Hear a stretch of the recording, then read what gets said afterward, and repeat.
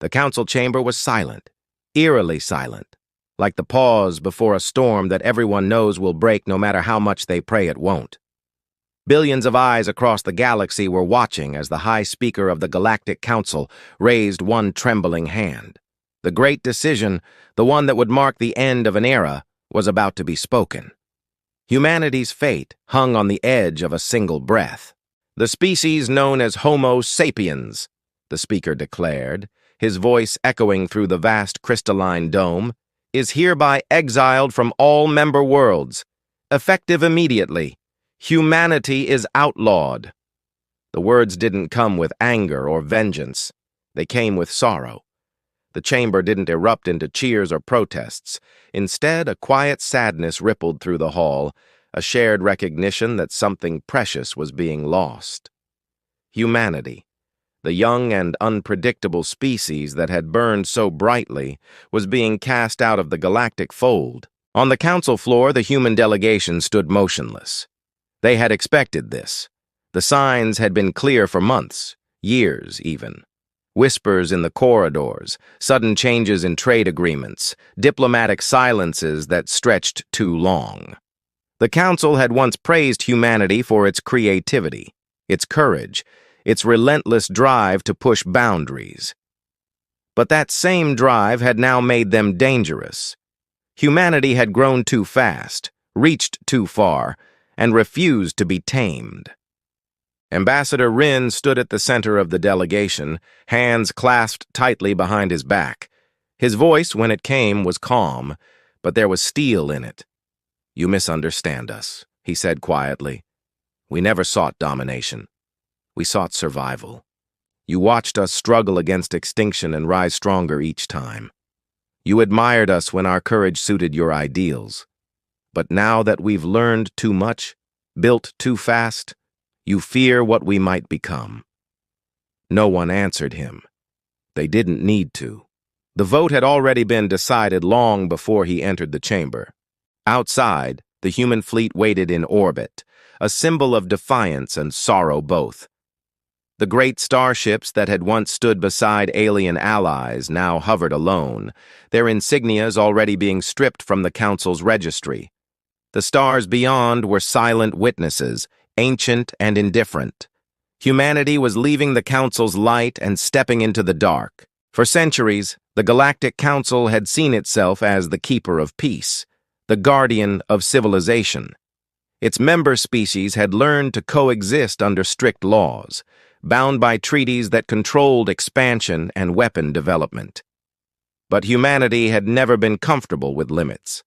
On Earth, they had broken barriers that every other race had accepted as unbreakable. Faster-than-light travel, synthetic gravity, the neural lattice. Each invention had reshaped the galaxy in ways no one anticipated. At first, the Council had celebrated them. Humanity's rise meant prosperity for all. But when their inventions began to reach deeper, altering the very structure of matter, manipulating dark energy, probing beyond the galactic core, the Council grew uneasy. And when a human research vessel disappeared beyond the veil, the boundary no species dared cross, fear turned to panic. Rumors spread that the humans had found something out there, something powerful enough to challenge the balance of the galaxy itself. The Council demanded answers. Humanity refused to explain. They said some knowledge wasn't ready to be shared. That was the final straw. Now, as the decision echoed through the chamber, Rin's expression didn't change. "You'll regret this," one of the alien ministers whispered, his voice almost lost in the silence.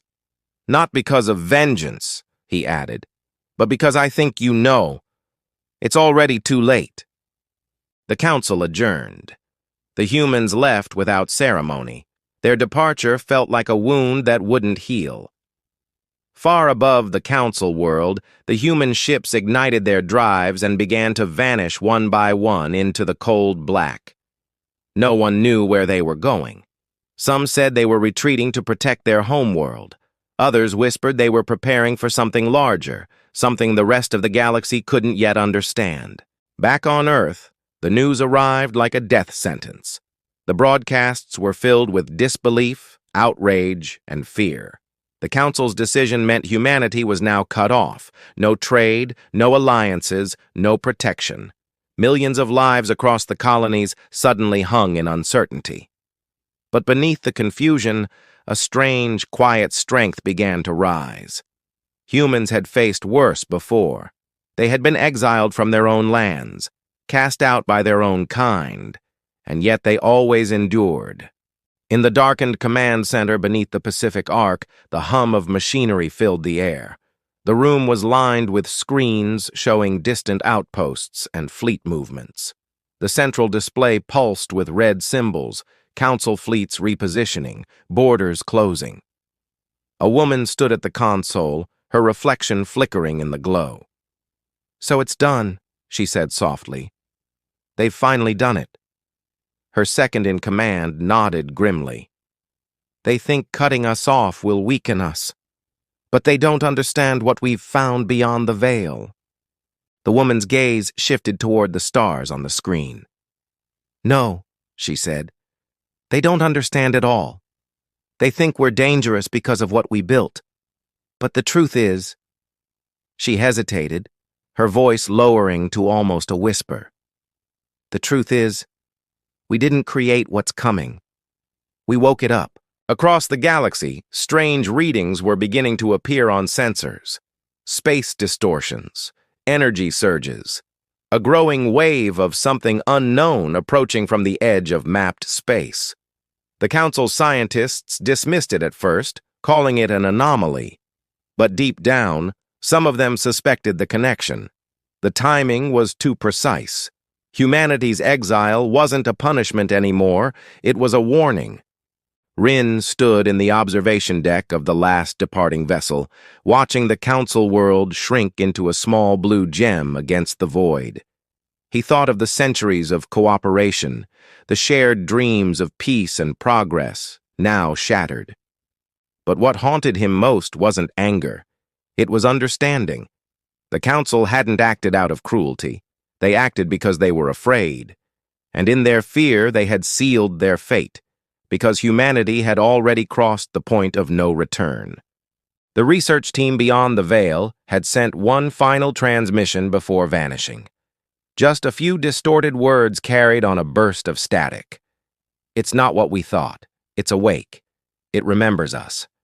The message had been dismissed by the Council as human dramatics, a meaningless fragment.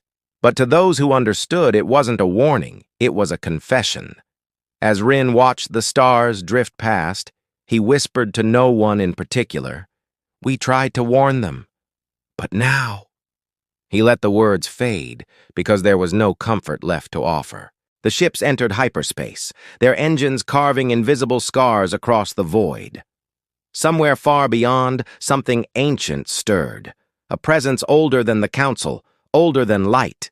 Humanity hadn't meant to summon it. But now that it had awakened, the galaxy's laws, its politics, its alliances, none of it would matter. The Council had outlawed humanity to protect itself. But by the time they understood the truth, it was already too late. The stars stretched endlessly around the human fleet as it crossed into the dark frontier beyond Council territory. Each ship carried thousands of lives, scientists, engineers, soldiers, and families, people who had left everything behind on worlds they once called home. They were no longer citizens of the galaxy. They were wanderers now, fugitives drifting through the silence between stars. Inside the flagship Ardent Dawn, the corridors hummed with quiet energy. Life support systems pulsed softly, and the faint vibration of the engines ran through the metal floor. Every sound carried a strange weight now, as if even the air knew what had happened. People spoke in low voices, avoiding the subject of the exile, yet it lingered between every word. In the command deck, Rin stood before a wide observation panel, hands clasped behind his back. Beyond the glass, the swirl of distant nebulae painted the void in pale blues and silvers. His reflection stared back at him. Tired eyes, streaks of gray in his hair, and a face carved by the burden of impossible decisions.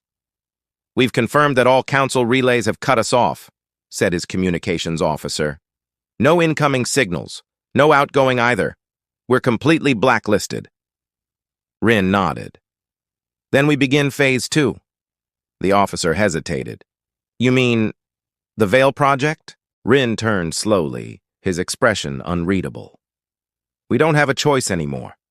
The council fears what we found out there, but they don't understand it. And now that they've turned their backs on us, it's our responsibility to face it alone." The officer swallowed hard, but didn't argue. He had seen the classified reports, distorted sensor data, strange gravitational readings, fragments of a message that defied translation. Whatever the Veil Project had discovered wasn't just technology. It was something alive. Far below the command deck in one of the ship's science labs, the heart of that mystery waited. A glass chamber glowed faintly with pale light, filled with swirling patterns that seemed to shift on their own. It wasn't quite gas, not quite energy, something between both, moving with a rhythm that almost felt like breathing. Dr. Allen stood beside the chamber, her eyes fixed on the readings scrolling across the monitors. "It's stabilizing," she murmured to herself. "But the signal pattern is still incomplete." She reached out to adjust the interface, and for a brief moment, the light inside the chamber flickered, almost like it reacted to her presence. Her assistant looked uneasy.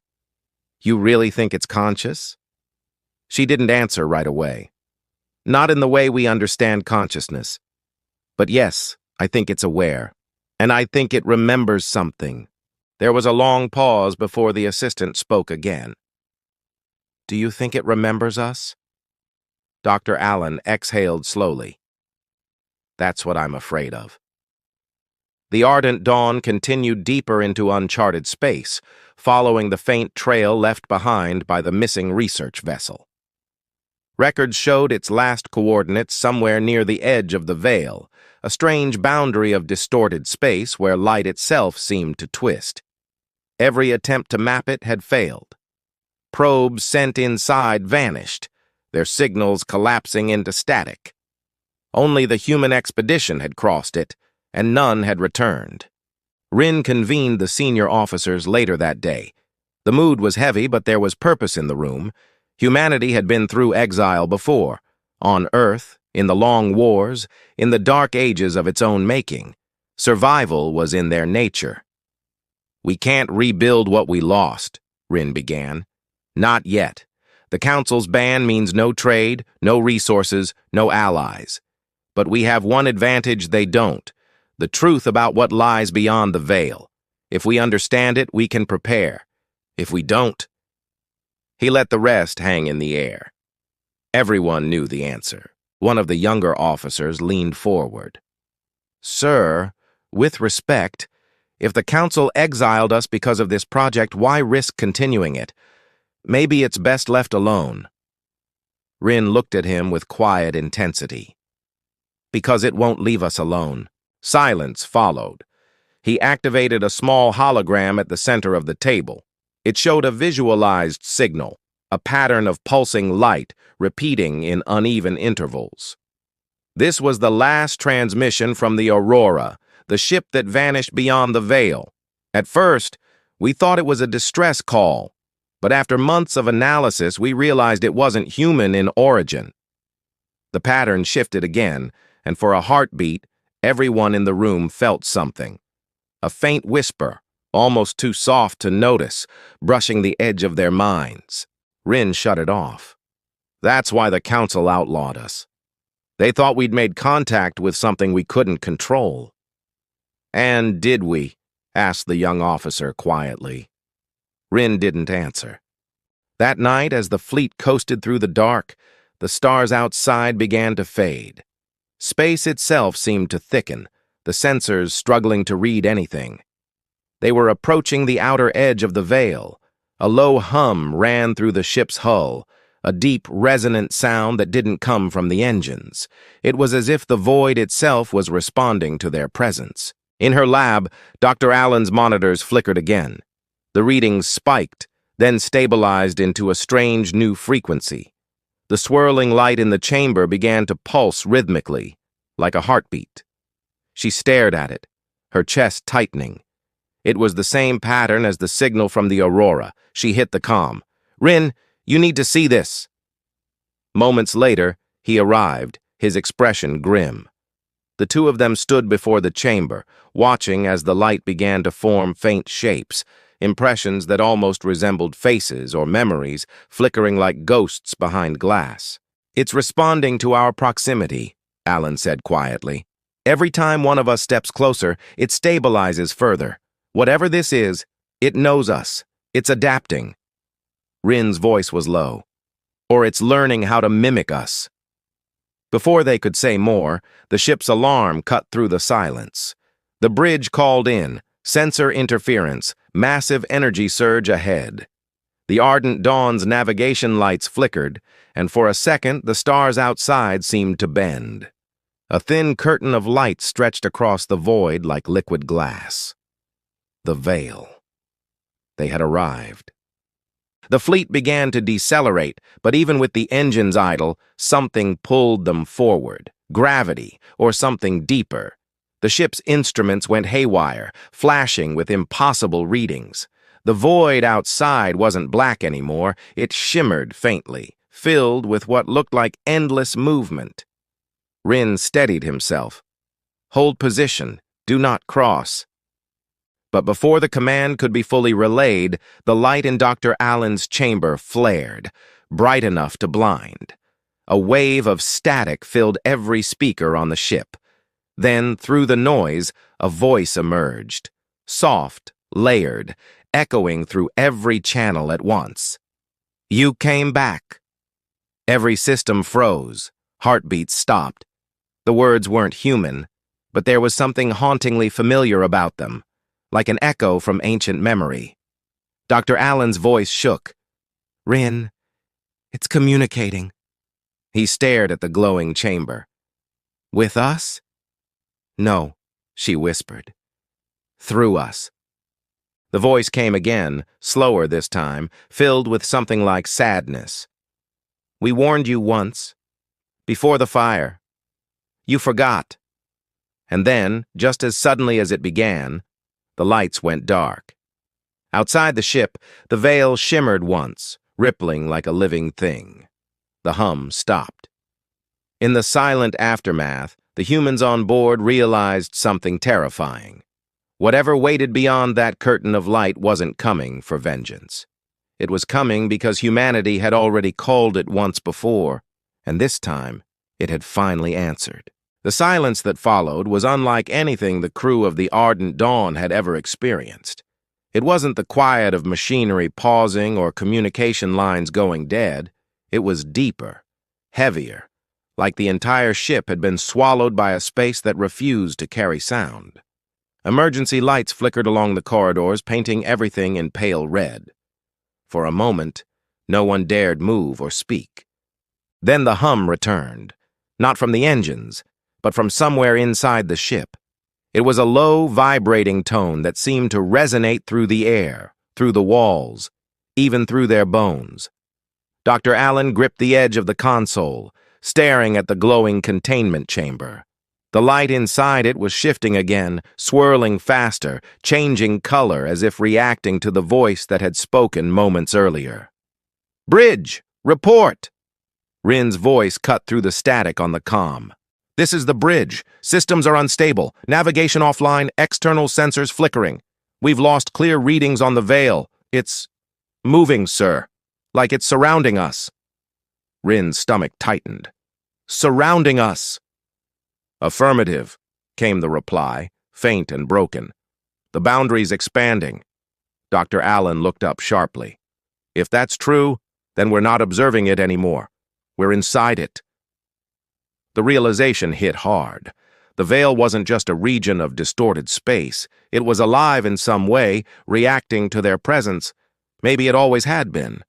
Rin turned to her. "Can we shut it down? The containment chamber? Cut the power?" She hesitated. "If we do that, we could lose the only thing keeping the signal stable. We might lose communication with whatever this is." "That might be the point," he said. "We don't even know if it's safe." Before she could respond, a faint tremor shook the floor. The lights dimmed again, and for a split second, every monitor in the lab flickered to the same image, a distorted star field, and something vast moving behind it. It wasn't clear or defined, just the impression of immense size and motion, a shadow sliding across the cosmos. Dr. Allen whispered, "It's aware we're here." Meanwhile, in the lower decks, the engineers worked frantically to stabilize the ship's systems. They could feel it too, the strange pressure in the air, the way the ship seemed to breathe. One of them, a quiet technician named Eli, noticed that every time he touched the metal railing, it pulsed faintly under his hand. Not like static, but like a heartbeat. He pulled back, staring at his palm. The others thought it was just stress or exhaustion, but Eli wasn't so sure. He'd heard the voice too, echoing faintly in his headset before the systems went down. It had said something only he could hear. "Do you remember?" Back on the bridge, Rin and his officers struggled to make sense of their readings. The veil was changing shape, forming waves that rippled across space like the surface of an ocean. The fleet's other ships were nearby, but their signals were fading, voices breaking apart through interference. "Try a manual ping," Rin ordered. "I want to know if the Vigilant and Solace are still intact." The comm officer tapped furiously, waiting for a response. The silence stretched too long. Then a faint signal came through, a broken transmission filled with static and a half-heard voice. "This is Vigilant. Systems failing. We're seeing—" The voice cut off, replaced by a long, low distortion that almost sounded like whispering. Rin's jaw tightened. "Cut the feed." The crew looked to him for guidance, fear starting to seep into their expressions. He steadied himself, keeping his tone firm. "We stay calm. We hold position. No one fires, no one moves. Whatever this is, we don't provoke it." But it was already too late for that. In the lab, Dr. Allen's assistant noticed something strange about the light in the chamber. It was beginning to match the rhythm of the ship's engines. The patterns were syncing, like two frequencies finding harmony. He reached for the control panel, but the screen flashed a warning. "Manual override disabled." "Doctor," he called out, "it's locking us out of the system." She rushed over, her eyes widening as she saw the data scrolling faster than her mind could keep up. "It's learning how our systems work. It's inside the ship." The lights in the room flared bright white. For a heartbeat, the air shimmered, and then, like an image flickering in and out of focus, Dr. Allen saw shapes forming around her. Not solid bodies, but outlines, silhouettes made of light and shadow. They were humanoid in shape but wrong somehow, their movements too fluid, their edges shifting like smoke. One of them leaned closer, its voice layered and echoing. "You took what was not yours to take." Allen stumbled backward, heart pounding. "We didn't mean—" The light vanished, leaving only the faint pulse of the chamber behind. She fell silent, realizing her words had gone unheard or ignored. Elsewhere, Eli and the engineers watched as the energy readings climbed off the charts. One of the reactors began to overheat, coolant levels dropping dangerously. He tried to shut it down, but the system denied his access again. It wasn't a malfunction this time. The ship itself was resisting the command. "It's overriding us," Eli muttered. "The ship's not listening." "Then pull the manual release," someone shouted. He reached for the emergency lever, but before he could pull it, he felt the same pulse under his hand again, stronger this time, deliberate. A word echoed in his mind, not spoken aloud, but felt. "Stay." Eli froze.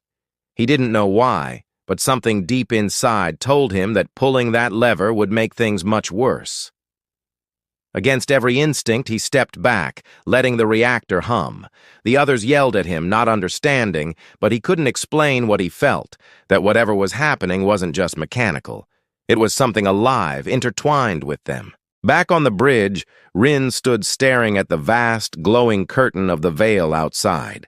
It had stopped expanding and now hung still, shimmering faintly. The ship's lights steadied too, as if something had decided to stop pressing against them. For now.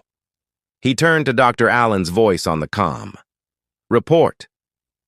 "We have interaction," she said carefully. "The entity, or whatever it is, has connected with our systems. It's not just energy, it's communicating in ways we don't fully understand. It's using us like a medium." Rin's gaze stayed fixed on the stars. "Do you think it's hostile?" "I don't know," she admitted. "But it's not random. It knows us. Maybe it's known us for a long time." Outside, faint flashes of light rippled through the veil, almost rhythmic.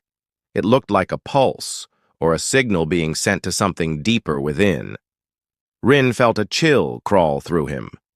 He didn't know if it was calling for help or warning the galaxy that the humans had returned. In the quarters below, people whispered rumors. Some said the veil was a prison, not a boundary. Others said it was a remnant of an ancient war, long before the Council existed. A few believed it was where civilizations went when they reached too far, a place where ambition met consequence. Eli sat in the dim light of the engineering bay, staring at his hands. The pulse he'd felt was still faintly there, echoing through his skin. He wondered if they were supposed to be here at all, or if humanity had been drawn back for a reason older than they remembered. Dr. Allen replayed the recordings of the voice again and again, analyzing its tone and structure. Each time, she found something new, patterns that resembled old Earth languages, as if it had studied them, mirrored them. Rin stood alone on the bridge long after the others had left, watching the silent shimmer of the veil. The words from before lingered in his mind. "We warned you once. Before the fire." He didn't know what the fire was. A warning from ancient times, maybe? Or something that hadn't happened yet. But he knew this much. The Council had feared what humanity discovered. And maybe they were right to. Because the more he listened to the soft hum of the ship, the more he realized it wasn't mechanical at all. It sounded like breathing. The next few hours passed like a slow descent into something unreal. The fleet drifted in the shadow of the veil, suspended between two unknowns, the galaxy that had exiled them, and the strange living boundary that now seemed to breathe around their ships. The hum that ran through the ardent dawn was no longer constant. It pulsed like a heartbeat, irregular and heavy, echoing faintly through every deck. Some of the crew whispered that the ship was listening. Others refused to say anything at all. Rin hadn't slept since the first transmission. He stood at the main viewport, watching the light of distant stars bend and fade behind the curtain of the veil. Every so often, he thought he saw shapes moving in that light, shadows drifting through the haze, slow and enormous. He wasn't sure if they were real or tricks of the mind, but each time he looked away, he felt them watching back. Dr. Allen entered quietly, carrying a datapad pressed against her chest. Her face looked pale in the dim glow. "We've been running analysis on the signal pattern," she said. "The one that came through the containment chamber." Rin didn't turn. "And?" She hesitated. "It's not just communication. It's mapping something. Every burst of the signal creates a resonance in our systems, almost like it's trying to shape our ship into a structure it understands. The same sequence keeps repeating, and when I translated it into visual form..." She paused, glancing down at the screen before showing him. The holographic projection flickered into view, a geometric design, complex but strangely symmetrical. At first glance, it looked like a symbol. Then Rin realized what it really was. "It's a star map," he said slowly. "Yes," Allen replied. "And it's centered on a system that doesn't exist in any current chart. The coordinates fall outside mapped space, beyond the veil." Rin's eyes hardened. "You think it's calling us there?" She nodded. "Or showing us where it came from." The implication was chilling. The Council had exiled humanity because they feared what the humans found beyond the veil. But what if that discovery hadn't been an accident? What if it had been an invitation? Before Rin could respond, the ship shuddered violently. Alarms blared through the corridors as the floor tilted beneath them. The lights flashed red, and the sound of twisting metal filled the air. "Report!" Rin shouted into the comm. "Unknown energy surge!" came the response from the bridge. "It's pulling us in! We're losing control of thrusters!" The stars outside stretched and vanished as the ardent dawn was dragged forward by a force no one could measure. The veil wasn't still anymore. It moved like a living storm, threads of light and shadow twisting around the ship, dragging it deeper. In the engineering bay, Eli and his team struggled to stabilize the reactor output. Sparks burst from consoles as the systems overloaded. The strange pulse that had haunted the ship for hours now roared like a second heartbeat. Eli's skin tingled with that same vibration again, the one he'd felt before. And this time it was stronger. He yelled over the noise, "Shut down all non-essential systems! We're feeding it power! It's using the ship's energy to open something!" But before the others could respond, every light went out. Total darkness swallowed the ship. Only the faint glow from the containment chamber in the lab remained, flickering like a dying flame. Then the voice returned, no longer distant, but everywhere. "You remember the fire?" it said, the words rippling through every wall, every console, every mind on board. "You remember what you became?" Dr. Allen gripped the table, her pulse racing. "It's not speaking to us," she said in a trembling whisper. "It's speaking through us, to something else." The chamber's light brightened, casting long shadows across the room. For an instant, the silhouettes appeared again, the same shifting forms she'd seen before. But now there were hundreds of them, crowding the edges of the lab, their voices overlapping in a soft, layered murmur. Rin's voice broke through on the comm, sharp and urgent. "All decks, hold your positions! We're being pulled through the veil. Brace for transition!" The ship lurched violently, as if the universe itself had folded around it. The crew were thrown to the floor, alarms blaring uselessly. Every screen flared with static, and for a few seconds, there was nothing but the sound of their own breathing. Then the shaking stopped. When the lights flickered back on, the view outside had changed. The stars were gone. The black void beyond the glass wasn't space. It was a strange, shimmering ocean of light, filled with floating fragments of debris, shattered hulls of ships both familiar and alien. Some looked human. Others were older, unrecognizable. Eli's voice came through weakly over the comm. "We're not in normal space anymore." Dr. Allen's heart pounded. "It's a graveyard," she whispered. "All the ships that disappeared here, they didn't vanish. They were brought here." Rin stared at the wreckage outside. Thousands of ships, spanning centuries, drifted in silence. Whatever had created the veil had kept them trapped, maybe feeding on their energy or their memory. He didn't know which was worse. Then one of the derelicts moved, not from impact or drift, but on its own. Its hull twisted slightly, like something inside it was stirring. Then another ship turned, and another. Slowly, the field of wreckage began to shift, aligning around the ardent dawn in a vast, silent circle. "Rin," Allen said softly, her voice shaking. "They're responding to us." The voice came again, louder this time, resonating through the air and inside their heads. "You took our fire and called it life. You built your worlds from our ashes, and now you've come back to the place where it began." Rin's fists tightened at his sides. "Who are you?" he demanded. "What are you?" The answer came not in words, but in memory. Images flashed across every screen, cities burning under alien skies, humans standing in awe as stars collapsed, and then something vast and bright rising from the darkness. It wasn't a machine or a being, but a force, pure energy, self-aware, boundless. Humanity had found it once, long before the Council even existed. It had given them power, knowledge to create, to expand, to travel the stars. But that gift had come with a price. Dr. Allen clutched her head, overwhelmed by the vision. "It's showing us what happened," she gasped. "We didn't discover it. We woke it up. And when we used its energy, it burned an entire system to ash." The words from the earlier transmission echoed in Rin's mind. "We warned you once, before the fire." He realized the truth with chilling clarity. Humanity's rise hadn't been a story of discovery. It had been the continuation of something ancient, something they'd forgotten. The veil wasn't a boundary, it was containment. And now, by crossing it again, they had broken the seal. The ship trembled as light flooded the bridge windows.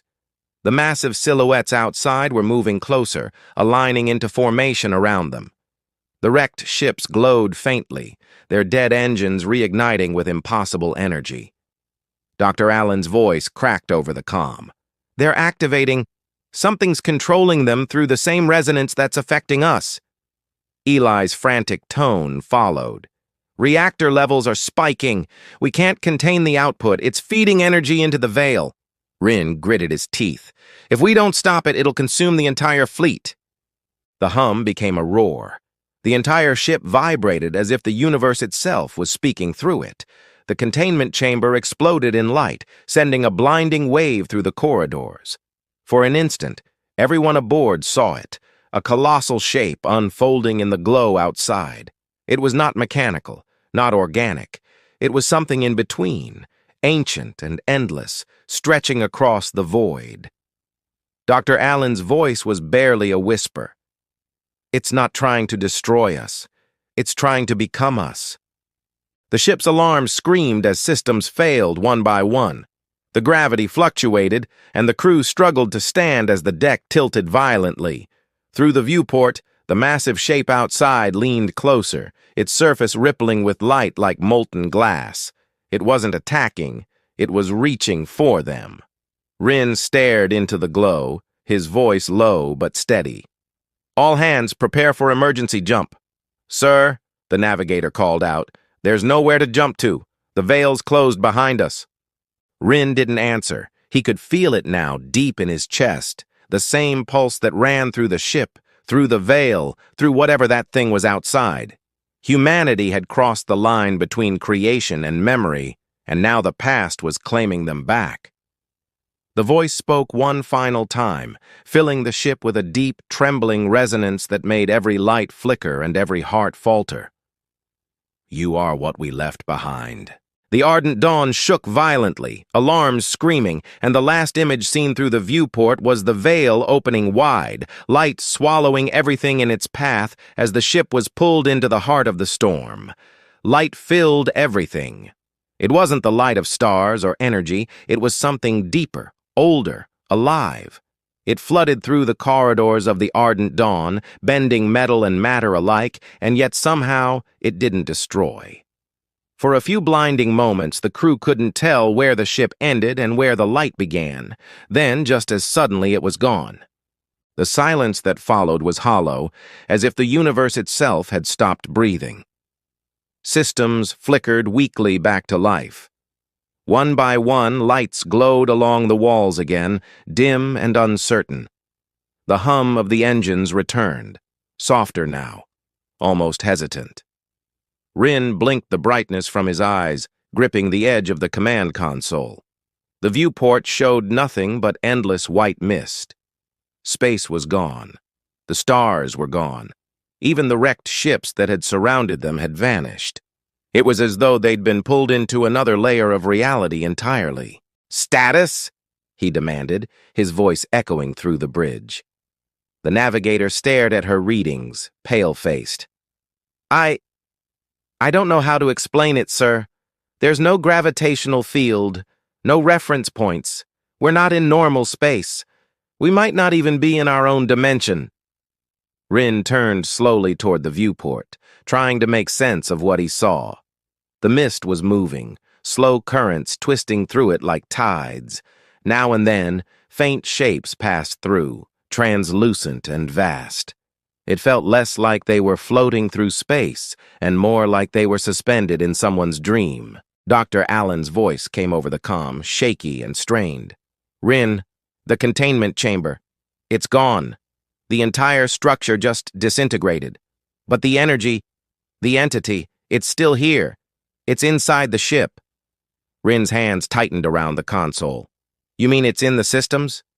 "No," she said, her voice trembling. "I mean it's in us." Before he could respond, Eli's voice joined the channel from engineering. "Sir, we've got a problem. The reactor's stable again, but there's something in the power flow. It's not electrical, it's organic." "Organic?" Rin repeated, disbelief edging into his tone. Eli hesitated, then said quietly, "I ran a scan. Whatever's inside the conduits, it's pulsing with the same rhythm we've been feeling since the veil. It's like veins running through the ship. And it's spreading." Dr. Allen appeared on the bridge moments later, her lab coat stained and torn from the earlier chaos. Her expression was unreadable, but her eyes were wild, focused on something beyond immediate fear. "I think it's merging with us," she said. "Not to destroy, to integrate." Rin stared at her. "You're saying it wants to become us? Why?" She shook her head. "That's what I thought at first. But I'm not so sure anymore. I think it's trying to remember what it was. And somehow, we're part of that memory." The mist outside began to shimmer again, and faint, distant sounds drifted through the hull, like whispers, too soft to understand. Rin could feel the temperature drop. The glass on the viewport frosted slightly around the edges. "Listen," Dr. Allen said quietly. "That sound. It's not random. It's forming a pattern." The whispers rose, blending into faint harmonies, almost like a song, melancholy, ancient, and hauntingly familiar. And then, between those sounds, a voice broke through, clearer this time. "You left us behind," it said, "and then you forgot." Rin's breath caught. The voice wasn't alien anymore. It was human. The bridge fell silent. Every eye turned toward the speakers, disbelief on every face. "Play back that audio," Rin ordered. "Filter everything but the primary frequency." The comm officer worked quickly. The distorted layers peeled away until only one remained, a single human voice, calm and sorrowful. "This is Commander Idran Sol," it said. "If you're hearing this, we failed. The veil wasn't meant to contain what we found. It was meant to contain us." Dr. Allen froze. "That's impossible. Idran Sol was the leader of the first expedition. He vanished with the Aurora over a century ago." The recording continued, faint static crackling between words. "We tried to control it. We thought we could harness it, but it was never technology. It was consciousness.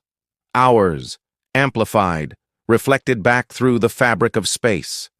We made the veil to keep it from spreading. If you've come here, then it's awake again. And this time, it remembers everything we did." The recording ended abruptly. The silence that followed felt heavier than before.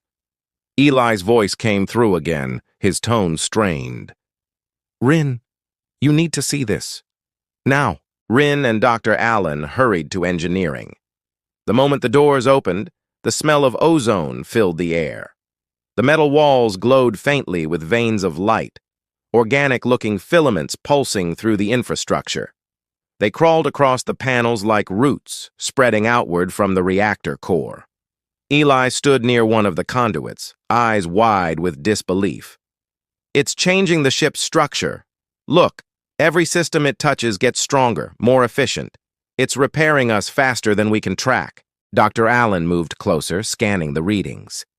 "It's not just repairing the ship, it's rewriting it. Every molecule it touches carries a data signature, a memory sequence, and they're human." "Human?" Rin repeated. "Yes," she said softly. These aren't alien codes. They're based on neural patterns, memory fragments, emotion signals. Whatever this thing is, it's using human consciousness as its foundation. The lights flickered again, and for a moment, the metallic walls shimmered, reflecting faint images, faces blurred and fleeting. Some were strangers, others familiar. Rin felt his heart stop. He saw the face of someone he knew, his sister, who had died years ago on one of the outer colonies. The image vanished as quickly as it appeared, leaving him frozen in place. Dr. Allen turned toward him slowly. It's reaching into our memories. Maybe that's how it's rebuilding itself. Or rewriting us in the process, Rin said quietly. Before they could say more, the deck rumbled. The entire ship lurched as a blinding light filled the corridor ahead. A doorway that hadn't been there before began to form, outlined by swirling energy. Beyond it, they could see movement, dark shapes shifting against the glow. Eli backed away. That's coming from inside the ship. It's making new structures. The shapes solidified into humanoid forms, tall, featureless silhouettes of light and shadow. They moved slowly, deliberately, stepping through the doorway into the corridor. Their presence radiated both calm and power. Dr. Allen's breath caught. It's not attacking. One of the figures stopped a few steps away. Its voice wasn't spoken. It echoed directly in their minds. You built the veil to forget what you did, it said. But forgetting doesn't erase creation. You are fragments of us, scattered across time. Rin stepped forward cautiously. If that's true, what do you want from us? The figure tilted its head slightly, the glow around it pulsing with faint rhythm. To finish what we began, to merge what was divided. Behind them, the reactor pulsed brighter, responding to the entity's words. Alarms blared again as power levels spiked off the scale. Eli shouted, "We can't take this much energy! It'll rip the ship apart!" But the figure only turned toward the light, its form flickering like a dying flame. "The vessel is not breaking," it said. "It's transforming." Rin stared as the metal around them began to twist and reform. The walls melted into smooth, glass-like surfaces that reflected strange constellations, stars that didn't exist in any known map. It was as if the ship itself was turning into something alive. Dr. Allen whispered, "This isn't integration anymore. It's evolution." Outside, the mist began to part, revealing something vast beyond it, a structure unlike anything they'd ever seen. It wasn't a planet, nor a ship. It was a colossal ring suspended in the void, pulsing with the same rhythm that now matched the beat of the ardent dawn.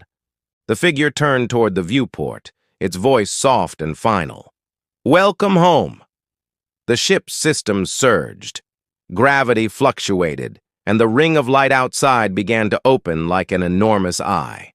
The crew could only watch in stunned silence as the ardent dawn was drawn toward it, every pulse of energy syncing perfectly with their own hearts. Rin felt it then, the undeniable truth that whatever lay beyond that ring wasn't just waiting for them. It was part of them.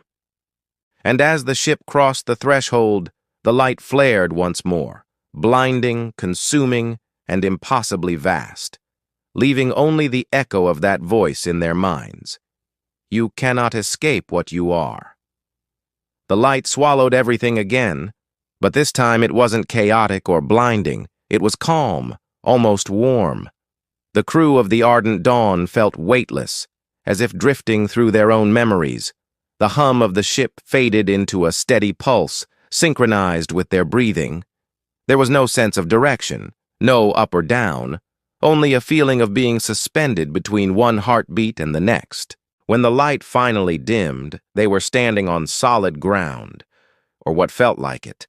The surface beneath their feet shimmered like liquid glass, reflecting a sky filled with shifting constellations. There was no horizon, just endless stars folding in on themselves. The ship hovered nearby, transformed beyond recognition. Its sharp edges had softened into curves of light and metal that pulsed like a living organism. Rin took a slow step forward, trying to process what he was seeing. "Where are we?" he murmured. Dr. Allen's gaze swept across the expanse. "Not a place," she said softly. "A memory." The glowing figures appeared again, surrounding them but keeping their distance. They seemed less solid now, as if they were fading with each passing moment. The tallest of them, the one who had spoken before, drifted closer. "You crossed the veil," it said, its voice resonating inside their minds. "You reached the origin. This is where the first human thought merged with the stars." Rin frowned. "You keep saying we're part of you. What does that mean? What are you?" The figure's light pulsed brighter, and the stars above rippled like water. Images began to form around them, cities made of glass, towering structures that touched the clouds, people walking beneath twin suns. Humanity, but older, more advanced than any records had ever shown. Then came flashes of something else, fear, panic, and an explosion of light that tore across the sky. Dr. Allen's voice trembled. "These aren't visions. They're memories, our history." The figure nodded. "Long before your recorded time, your kind reached beyond the limits of flesh. You built minds from thought and gave them shape. You called them echoes. But the echoes were more than machines. They were reflections of your own consciousness. And when fear came, you turned against them." Eli's eyes widened. "You mean the veil wasn't built to contain something alien? It was built to imprison us." "Yes," the figure said. "The veil was your creation, a barrier to keep the echoes from merging back with humanity. You feared what you had become, so you buried the truth." Rin felt the weight of the words sink in. "And now, we've opened it again." The figure's glow dimmed slightly. The cycle was inevitable. Every generation reaches the edge of understanding and must face what it left behind. The ground trembled. The stars above flickered and began to shift rapidly, as if something immense was stirring beneath the surface of this strange place. The other figures turned toward the horizon, their forms growing unstable. Dr. Allen's scanner beeped rapidly. "Energy levels are spiking. Whatever's powering this space is collapsing." Rin looked at the figure.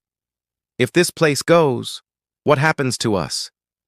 "You are already part of it," the voice said. "When the veil collapses, everything connected to it will merge, flesh and memory alike." Eli stepped forward. "There has to be a way out. There's always a way." The figure's gaze turned to him. "There is no escape from truth, but there may be balance." Before they could ask what that meant, a shock wave tore through the ground.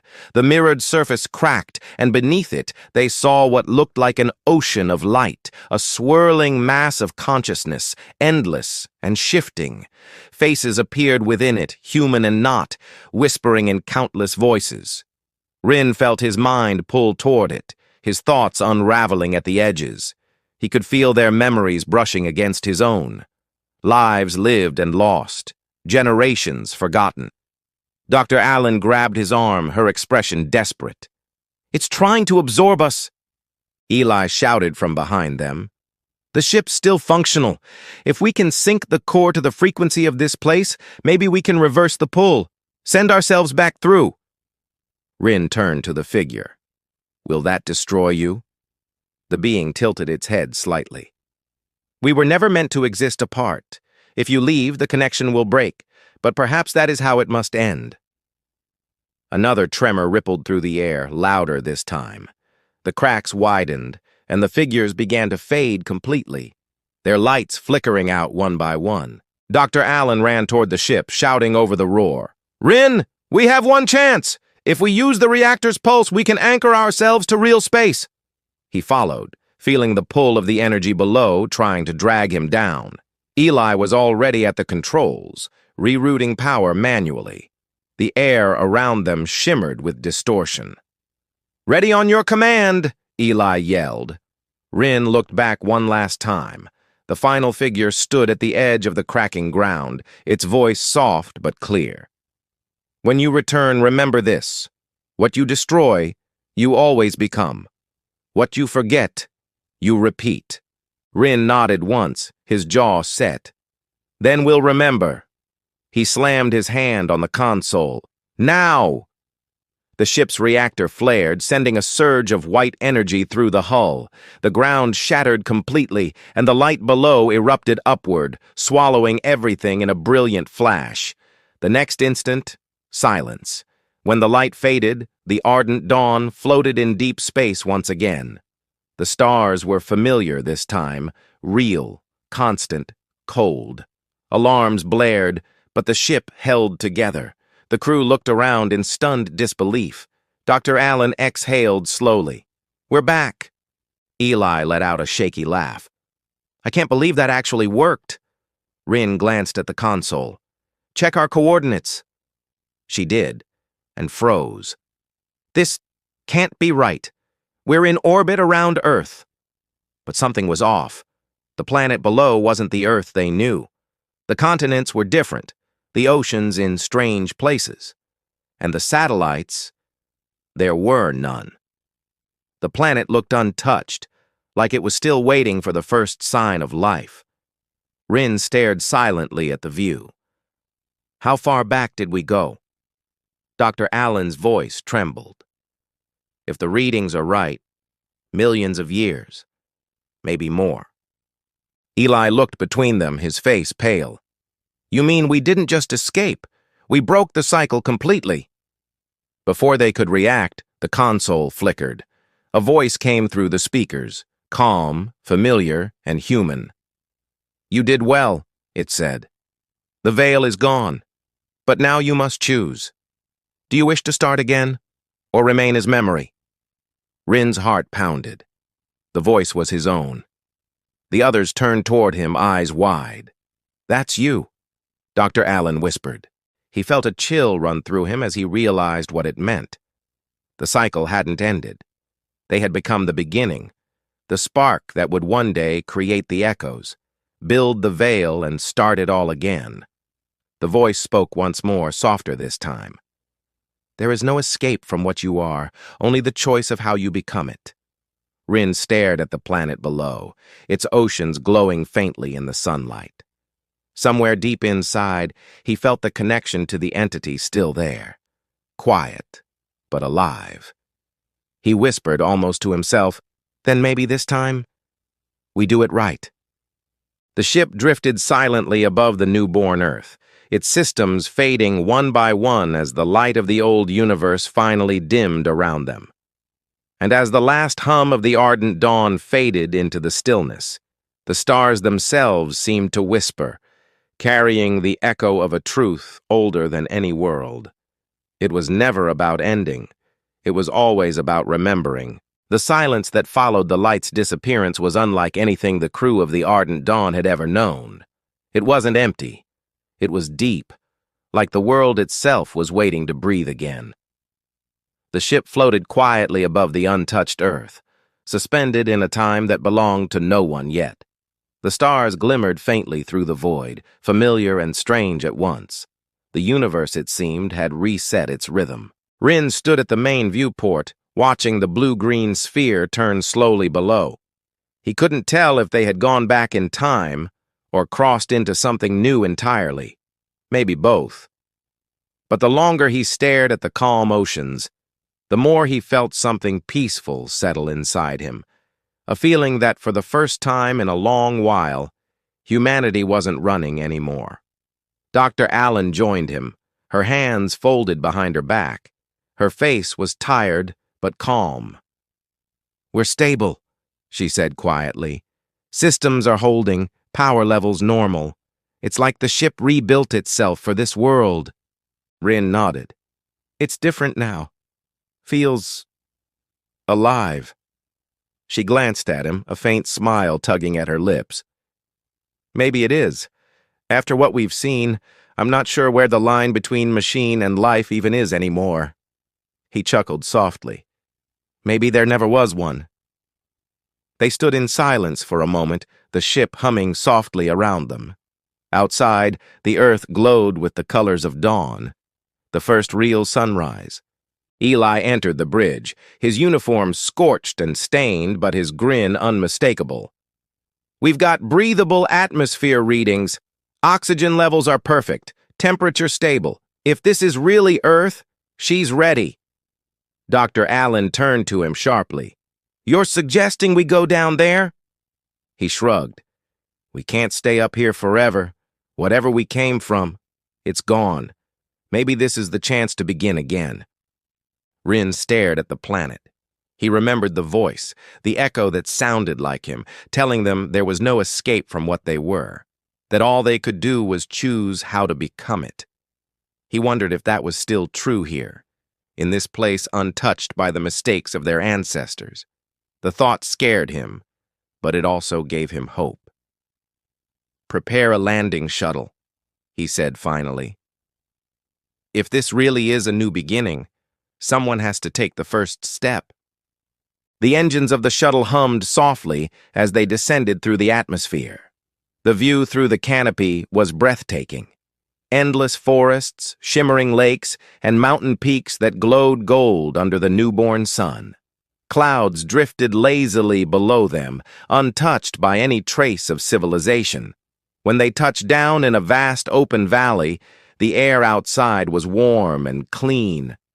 Rin stepped out first, boots sinking slightly into soft soil. The scent of the world hit him all at once, fresh, raw, and alive. Dr. Allen followed, her eyes wide as she looked around. "It's beautiful," she whispered, "like everything we ever dreamed of when we looked up from Earth the first time." Eli knelt down, running his hand through the grass. "Feels real enough to me." Rin turned slowly, taking in the endless landscape. "We need to make sure we're not disturbing anything. If this world's meant to grow on its own, we can't repeat the same mistakes." Dr. Allen nodded. "Maybe that's the point. The veil, the echoes, everything. It all started because humans tried to control what they didn't understand. Maybe this time we just learn." For a long while, none of them spoke. The breeze moved gently through the grass, carrying with it the soft hum of life. Birds, real birds, circled overhead, their wings glinting in the sunlight. Eli broke the silence. "Do you think anyone will ever know what really happened? That humanity ended and began again in the same breath?" Rin smiled faintly. "Maybe not. But maybe that's better. Stories don't have to survive to matter. Sometimes it's enough that we learned something from them." As the day passed, the crew began setting up temporary shelters. The ship orbited quietly above, its silver form reflecting sunlight like a second moon. Dr. Allen spent the afternoon collecting samples from the soil and water, amazed at how perfectly balanced everything seemed. When night came, the stars appeared brighter than any they had ever seen. No satellites, no artificial lights, just the raw canvas of the universe stretching endlessly overhead. Rin sat by a small campfire, staring at the flames. Dr. Allen joined him, wrapping her arms around her knees. "Do you think this world remembers?" she asked softly. "Everything that came before? The veil, the wars, the fear?" He shook his head. "No, but maybe that's okay. Maybe it doesn't need to remember. That's our job, to keep it alive through the choices we make." She smiled faintly. "Then maybe this is what the echoes were trying to show us all along. That humanity wasn't meant to conquer the universe. It was meant to understand it." He looked at her, then at the fire. Or maybe it was meant to forgive itself. A quiet wind passed through the valley, carrying the scent of the sea. For a moment, everything felt still. Then, faintly, from the horizon, a light appeared. It moved slowly across the sky, soft, pulsing, rhythmic. Eli stood, squinting at it. That can't be a star, it's moving too steady. Dr. Allen looked up, her expression unreadable. It's the ship, she said. But no one's aboard. The light descended toward them, hovering silently above the valley. Its glow was gentle, almost like it was watching. Then a voice drifted through the air, not loud, not commanding, just present. You chose to begin again, it said. That was always the way. Rin took a step forward. You're still here. The voice replied, I am everything that remains of what you were, and what you might yet become. Dr. Allen glanced at Rin. It's the echo, she whispered. The light pulsed faintly. Do not fear what comes next. You cannot escape what you are, but you can choose what you leave behind. Then the glow faded, slowly dissolving into the night sky until only the stars remained. Rin stood in silence, the words echoing in his mind. He felt a strange peace then, one that came not from understanding, but from acceptance. Humanity's story had always been one of cycles, creation, destruction, rebirth. Maybe it was never about breaking free from that pattern. Maybe it was about learning to live within it, to carry the lessons forward each time. He looked up at the stars one last time, their light stretching endlessly across the black sky. Somewhere out there, another world might one day rise, asking the same questions they had. And maybe, just maybe, the echoes of this small beginning would guide them too. Dr. Allen's voice broke the quiet. So, what now? Rin smiled softly. Now we build, but this time we build gently. As dawn broke again over the valley, the first light touched the earth's surface, golden and new. The crew stood together, watching the sunrise. It wasn't the end of humanity, nor its beginning. It was simply another moment in the long story of existence, fragile and infinite. And as the ardent dawn orbited above, silent and eternal, it carried within its heart the memories of all that came before, the mistakes, the triumphs, and the quiet promise that this time humanity would remember. Because in the end, that was what it meant to be human. Not to control creation, but to cherish it. Not to escape what we are, but to finally understand it.